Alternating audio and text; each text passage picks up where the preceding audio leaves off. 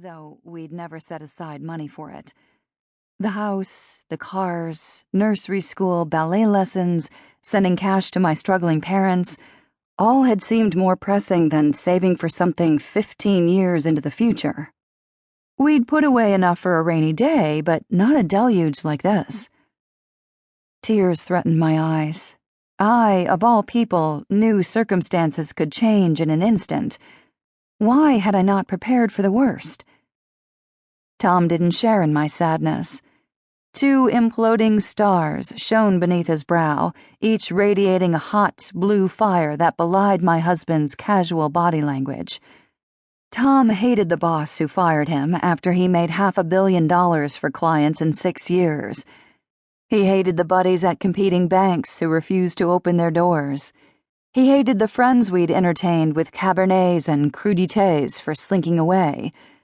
Sometimes I thought he hated me for bearing witness to it all.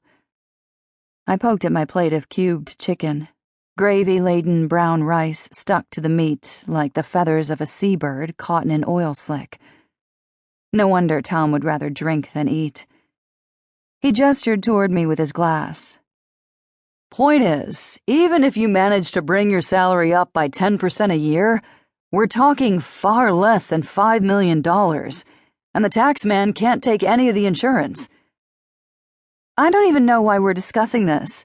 Term insurance only pays when you die. You can't borrow against the policy, so why does it matter if we could get a huge dollar amount? We have Sophia to think of. We have so many other bills that we can't pay, honey. We don't need another one. Tom pinched his chin, creating another wrinkle to match his furrowed brow. I told myself that I wasn't the source of his anger. Tom had been the breadwinner. Now his stay-at-home wife supported the family, poorly in comparison. He was disappointed, mostly in himself. I softened my tone. It will be okay. You'll find another job soon.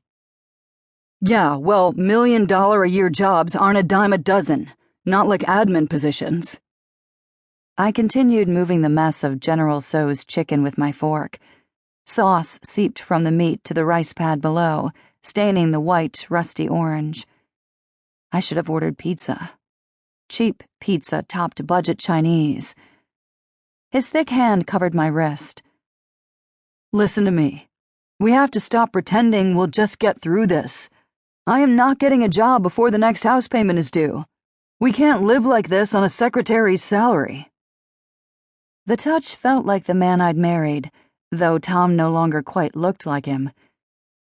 The chandelier overhead cast deep shadows beneath his eyes, accentuating puffiness from stress and lack of sleep. The stubble on his jawline made the bottom half of his face appear fuller, less boyishly handsome, but still attractive.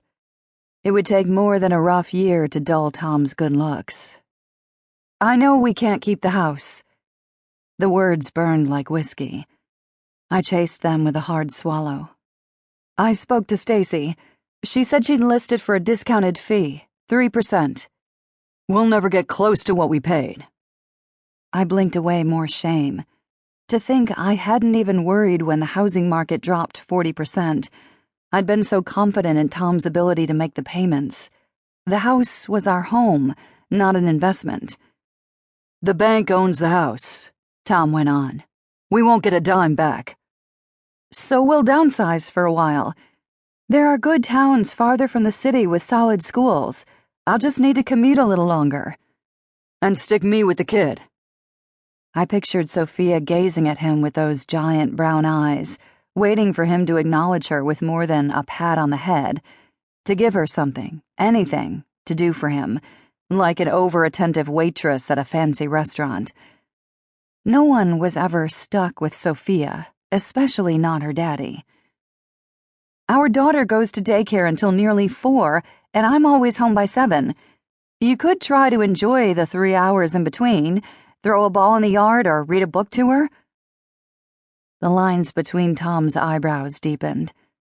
Parenthood confounded my husband, though I couldn't blame him for it.